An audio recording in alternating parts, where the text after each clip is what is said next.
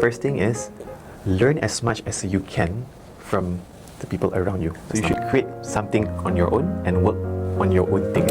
Hi everyone, I am Amirul Merican. I studied in University of Cambridge. I did mechanical engineering. I was a Shell scholar but was not bonded to Shell. Worked with Accenture as a strategy consultant.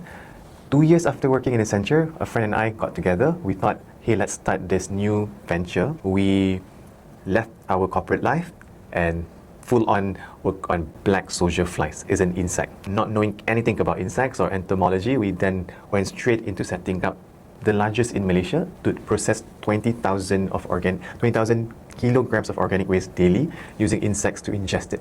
After 4 years of doing that venture, I exited the company. I then joined the co-founding team of Carbotech. Okay, that is interesting. So from going from engineering to agriculture, what was the mindset shift in that? I don't think back then I would have started my own business. Okay. It was something that came opportunistically.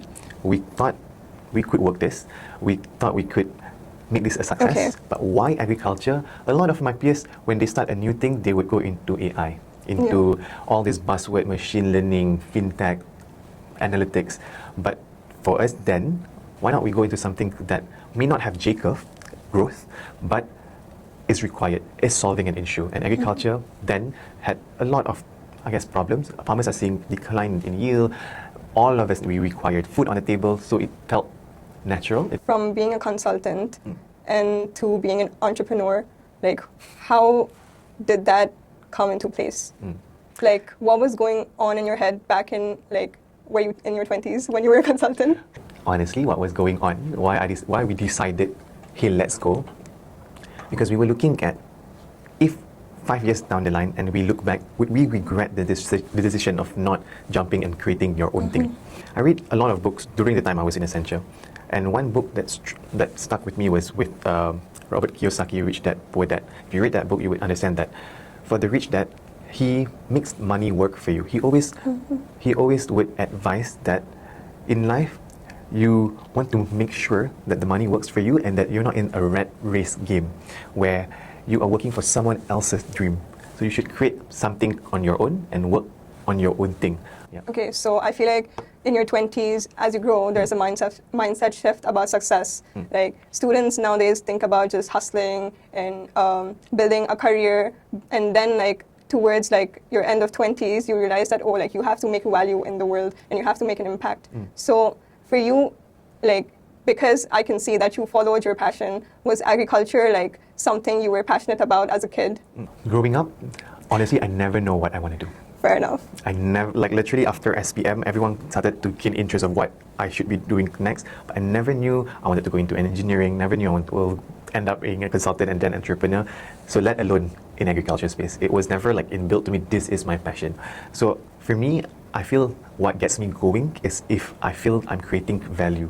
If I put something that touches someone else's life and creating impact. I guess impact is a buzzword, but impact is what makes you feel your life has purpose. And for me, if I feel that is something that I would pursue. Okay, that is interesting. So with your experience now that you have gained from all your entire journey, how would you define success now, and how would you define success when you were in your early 20s? If Carbotech is successful, I really hope that we get to hopefully be unicorn, the next unicorn like Carsome, get our company to be listed. I think that is in general all startup founders want to do. They want to grow so big that we get to be listed. Personally, for me, success would look like if I am able to really create an impact. I think impact buzzword again, using it, but for me to be proud of what I have achieved, proud of actually really touching the lives of all these farmers and having these farmers to vouch for the technology that we give to them and seeing the high returns of their fields. So do you think with your journey you would do something differently? There are so many options in life. Yeah. If I am to choose differently, maybe back in the days I would have explored more of opportunities here in Malaysia. I think there are many good companies. Okay. So based on this, what would you advise people or young people who are going into entrepreneurship? First thing is, learn as much as you can from the people around you. That's number one. 100%. Learn. I think learnability is a skill that everyone should have. Always have the mindset of this person has something that you don't have. Learn as much as you can from that. For me, it has always been, for my younger self, I know you want to do something on your own, but don't go there right away. Work with your current employer, work and have it at the side, see it grow until you are ready to see it can go on its own, then decide to leave. So you don't put all eggs in one basket. I see some entrepreneurs or founders, they went straight, not being employed, to creating a new venture. They get so excited. This is it. This is what I want to build. This is what I want to do. But with that, there's so much pressure for you to succeed in that venture. It feels like all eggs in one basket, so the risk is just too high. And you would probably have the sunk cost. My advice is learn, and if you have your own venture, don't put all eggs in one basket, able to pivot here and there to meet the market demands. Okay, so to sum it up, can you define in one sentence what is success? Every individual success is unique.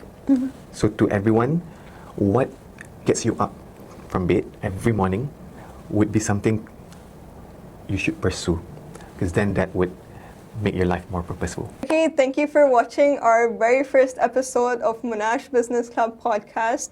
We will see you guys in the next episode with another guest.